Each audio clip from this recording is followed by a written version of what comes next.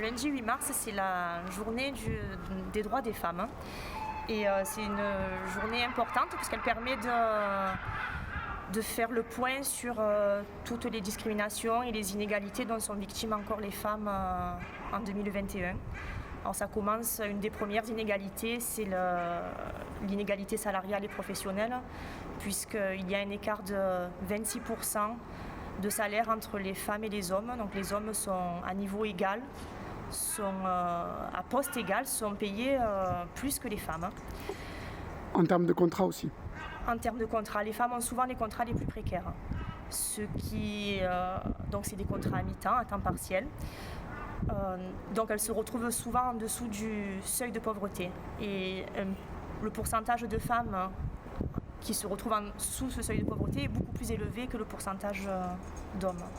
Et aussi sur les postes à responsabilité. Les postes à responsabilité, alors toujours, même si des progrès sont faits, les postes à responsabilité à diplôme égal, les hommes occupent plus de fonctions à responsabilité. Alors, nous, à Port-de-Bouc, à la mairie de Port-de-Bouc, nous avons la fierté de dire que beaucoup de femmes occupent des postes à responsabilité, et ça, il faudrait que ça se démocratise partout. Oui, il y a le combat des violences faites aux femmes. Il faudrait qu'il y ait de vrais moyens soient mis en place pour aider ces femmes victimes dans leur reconstruction. Nous, ici aussi, nous avons la chance dans le territoire d'avoir la maison Delphine Giovanni qui accueille les femmes victimes de violences. Mais il faudrait aussi pouvoir aider les hommes qui commettent ces violences. Et ensuite, un des derniers sujets qui est très important, c'est le droit des femmes à disposer de leur corps, puisqu'encore maintenant, la loi pour l'IVG est toujours remise en question. Donc il faut être vraiment vigilant et continuer à lutter et à manifester et à se montrer toute solidaire pour que justement ce droit-là perdure et que ça ne revienne jamais en arrière. Alors j'ai envie de dire oui et non. C'est-à-dire que oui, parce que c'est le moment où il va y avoir en fait plein de mise en valeur de tout ce qu'on est encore en obligation de faire pour faire en sorte que la voix des femmes puisse s'émanciper et être entendue dans tous les domaines. Et non, dans le sens où pour moi, réduire ça à une journée, en fait, ça n'a pas trop de sens. C'est quelque chose qui devrait être pris en considération de façon plus globale sur le restant de l'année. C'est pas un jour dans l'année où on va se dire bon, allez, on met le focus là-dessus. Non, c'est des combats, c'est des actions qui doivent être menées sur toute l'année en fait. Pour moi, il n'y a pas vraiment de jour particulier. Il y a encore beaucoup de travail à faire. Alors moi, je vais surtout parler au niveau de la culture puisque c'est mon domaine. C'est vrai qu'il y a beaucoup d'études là, qui ont été menées ces dernières années, notamment par le ministère. Il y a eu des études qui ont été demandées, notamment je pense à Rennes Pratt qui a rendu des rapports en 2006, en 2008 et puis qui ont été mis à jour, me semble-t-il, en 2011 pour voir un petit peu quelle était la place des femmes dans la culture. Et le constat, il est assez incroyable parce que on observe alors une globale parité, donc ça c'est plutôt intéressant, mais en fait là où on s'aperçoit qu'il y a encore beaucoup de choses à faire, c'est qu'en termes de salaire évidemment les femmes ne sont pas encore au même niveau que les hommes, donc ça c'est valable dans tous les autres domaines mais aussi la culture. Et au niveau des métiers, eh bien, on s'aperçoit que les hommes tiennent encore le haut du pavé sur bon nombre de missions et de postes qui sont élevés. Et les femmes sont souvent en fait en sous-main dans des petits établissements où en tout cas elles sont très nombreuses, mais elles se voient moins. Donc ça, c'est vrai que c'est assez particulier et ça concerne aussi bien les institutions que les artistes.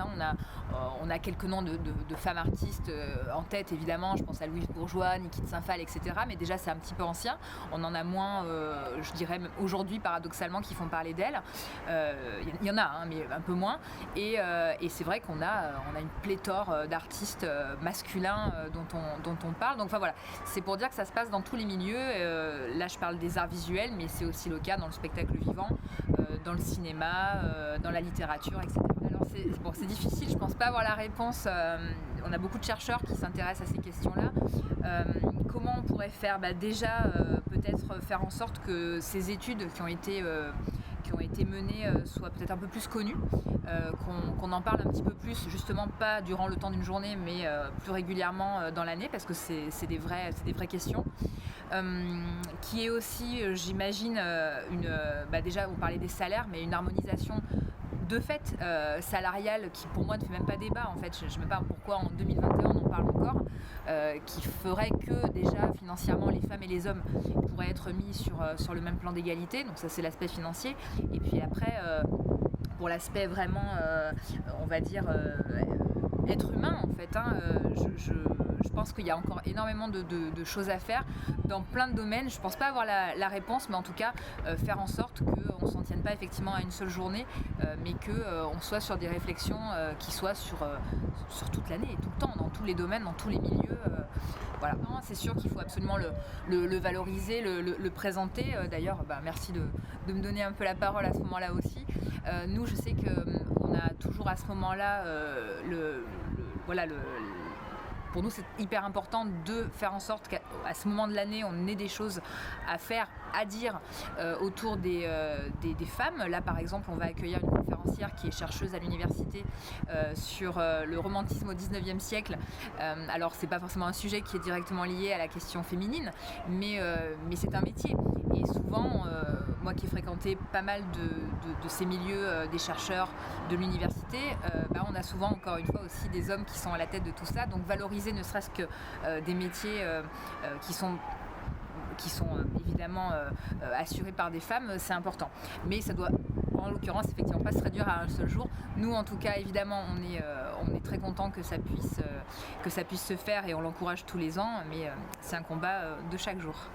Alors le 8 mars, c'est la journée internationale de lutte pour les droits des femmes qui a été initiée par Clara Zetkin et donc qui depuis se perpétue. Et voilà, donc cette année elle est particulière puisqu'on revendique, la première revendication des féministes aujourd'hui, c'est l'égalité salariale et professionnelle. Parce qu'on considère que c'est le point de départ, en tout cas pour Vie au féminin, c'est le point de départ pour accéder à l'égalité pleine et entière entre les femmes et les hommes. Il faut savoir donc qu'une femme à poste égal et responsabilité égale gagne 25% en gros de moins que les hommes et l'écart se creuse de 42% pour les retraites aussi. Voilà, donc on est dans cette situation compliquée et après bien sûr sans compter les particularités avec les violences sexuelles et sexistes, les discriminations, les stéréotypes de genre. Voilà, donc on se dit que tant que l'institution tolérera que les travailleuses et les travailleurs ne soient pas traités de manière égale, donc on va continuer à avoir des discriminations et des stéréotypes qui vont perdurer et qui peuvent aller, on le voit avec les violences faites aux femmes, qui peuvent aller quelquefois jusqu'à tuer également. Donc l'association Vie au féminin, alors comme pour toutes les autres, on a bien évidemment des dates anniversaires, le 8 mars par exemple, le 25 novembre sur les violences faites aux femmes, mais on travaille aussi toute l'année en fonction de l'actualité bien évidemment. Et on a malheureusement, j'ai envie de dire, on a tous les jours l'occasion de faire des initiatives et de revendiquer cette égalité qui n'est pas encore atteinte pleinement. Là cette année, donc, on souhaite travailler sur la place de la femme dans la ville, c'est-à-dire comment l'urbanisme peut aider à ce que les hommes et les femmes soient égaux dans les espaces et s'approprient de la même manière l'espace public. Donc on travaille là-dessus, on avait prévu des initiatives pour le mois de mars, mais malheureusement la situation ne nous permet pas de les tenir. Par contre, sur cette thématique-là, donc Vie au féminin participera au salon Un autre monde est possible également. Donc il y a dans la programmation, il y a toute une partie sur justement l'urbanisme et le féminisme, comment on travaille une ville qui puisse être accessible aux hommes et aux femmes de la même manière. Donc on aura des choses à faire et on sera là bien présente et on a plein de propositions à faire pour animer cette partie-là, en tout cas, du salon Un autre monde est possible. Voilà. Nous nous retrouvons aujourd'hui pour signifier le caractère fondamental de cette lutte. Même si j'estime que la revendication pour l'obtention des droits de la femme ne devrait plus être d'actualité, tant c'est une évidence. Les mêmes droits pour toutes et tous, quel que soit son sexe, devrait couler de source au XXIe siècle. Cependant, la réalité est tout autre. nous avons encore besoin de les revendiquer et de combattre tous les comportements qui agressent la femme et toutes les situations qui l'oublient, voire qui l'ignorent. Les droits de l'homme peuvent-ils discriminer les droits des femmes? Peuvent-ils inférioriser les salaires des femmes, imposer des temps partiels aux femmes? Peuvent-ils tolérer qu'on doive en passer par les réseaux sociaux pour dénoncer ces agresseurs? Peuvent-ils tolérer qu'on construise la santé principalement en fonction des corps masculins? Peuvent-ils tolérer la pratique de la loi du plus fort et dont les violences conjugales? Peuvent-ils tolérer de fixer un âge plancher pour dénoncer les viols et les incestes? Peuvent-ils tolérer de laisser reposer toutes les charges parentales sur les femmes? Car nous savons surtout, avec le télétravail, une majorité de femmes doivent aujourd'hui encore tout gérer dans une maison. Mesdames et messieurs, des centaines et des centaines de questions et d'injustices subsistent. Et je souhaite que la décision de l'ONU de travailler concrètement à un futur égalitaire n'en reste pas au terme des intentions. Car défendre l'égalité des droits entre les hommes et les femmes, c'est conquérir l'humanité. C'est donc un combat qui doit nous rassembler dans toutes nos diversités. Pour notre part, ici, sur le pays de Martigues, cette prise en compte, nous essayons de la construire dans toutes les sphères de la société. Il nous est difficile, voire impossible cette année, de programmer pour cause de crise sanitaire toutes les initiatives de sensibilisation et de conquête pour les droits des femmes. Mais je voudrais rappeler une phrase de Simone de Beauvoir. N'oubliez jamais qu'il suffira d'une crise politique, économique ou religieuse pour que les droits des femmes soient remis en question. Ces droits ne sont jamais acquis. Vous devrez rester vigilante votre vie durant. Les conséquences économiques et sociales de la crise du Covid sur la vie des femmes n'en sont qu'à leur balbutiement. Les premières de corvée, qu'elles soient infirmières, femmes de ménage, vendeuses ou autres travailleuses à la pénibilité avérée, risquent d'être les laissées pour compte de cette crise, les privées d'augmentation de salaire et les premières sur la feuille des licenciements. À l'accroissement des violences domestiques et sexuelles durant le confinement s'ajoute la violence économique. Oui, ici dans nos communes, nous appelons à rester en alerte, à être à l'écoute, à dénoncer, à combattre cet état d'injustice et à crier haut et fort que pour gagner l'égalité dans tous les domaines de la vie, il faut gagner l'autonomie financière des femmes. Il nous reste beaucoup de chemin à faire. Parmi tous nos combats, nous avons également décidé ici, dans nos communes du pays de Martigues, de travailler pour adapter l'espace public aux besoins des femmes et agir contre le harcèlement, notamment le harcèlement de rue. Il est anormal que les femmes ressentent un sentiment d'illégitimité et d'insécurité dans l'espace public, qu'elles ne fassent que le traverser sans vouloir ni gêner ni être agressées. Il est nécessaire de repenser l'espace public avec des aménagements urbains qui permettent une plus grande mixité et une plus grande liberté pour les femmes. C'est aussi cela l'accès au droit, pouvoir s'épanouir sans peur. Cela nous demande de réfléchir ensemble à une déconstruction des stéréotypes genrés. Mais réfléchir ne suffira pas à insuffler une dynamique reconstructive de nos sociétés. Il faut passer aux actes en conjuguant lutte contre harcèlement de rue et reconstruction partagée de l'espace public. D'où l'intérêt de ne pas penser que seuls les hommes sont capables d'être urbanistes.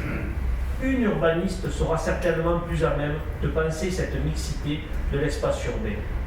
Disons-le définitivement, les métiers n'ont pas de sexe. Construire des villes inclusives pour toutes et tous demande la participation de toutes et de tous, citoyennement et professionnellement. Dans un travail d'échange et de co-construction avec le tissu associatif et les acteurs et actrices du territoire, nous avons engagé des actions phares visant à la mixité et à l'égalité des sexes. Sensibiliser au devoir de lutte contre les discriminations, avec l'organisation de manifestations et de temps d'échange, comme celui aujourd'hui, ou encore des initiatives diverses contre les discriminations, le festival Regard de Femmes, le festival de Nouveau Monde est possible. Former au devoir de lutte contre les discriminations en donnant des formations spécialisées en présentiel et en virtuel. sensibiliser et agir dès le plus jeune âge pour le respect et la reconnaissance des droits de chacune et de chacun. Améliorer l'accès aux droits en proposant des activités enrichissantes et permettant de se réapproprier pleinement l'espace public. Et bien sûr, agir contre les violences faites aux femmes. Sur ce point-là, je dirais juste un mot, comme parlait ce matin, où j'étais outré, où dans un pays voisin européen, on n'est pas en Turquie, on n'est pas, je parlerai de l'Espagne, où un pays, un parti d'extrême droite nie toutes les violences faites aux femmes et voudrait rebaptiser la journée de lutte des droits de la femme la journée des morts du Covid. Donc Simone de Beauvoir a des raisons, ça revient, il faut être vigilant et il faut être là parce que le mal il est au sein de l'Europe, il n'est pas en dehors, il est dans nos sociétés. Alors de nombreux défis viendront alimenter une nouvelle année riche en lutte pour une plus grande mixité, une plus grande égalité. Nous aurons toutes et toutes notre partition à jouer dans l'évolution des mentalités et dans l'obtention d'un socle de respect commun, favorisant le respect et le bien-vivre des habitantes et des habitants. Vous pouvez compter sur l'investissement des collectivités territoriales et des élus de proximité que nous sommes pour accompagner ces aspirations à l'égalité dans un état de droit. Je vous remercie de votre attention.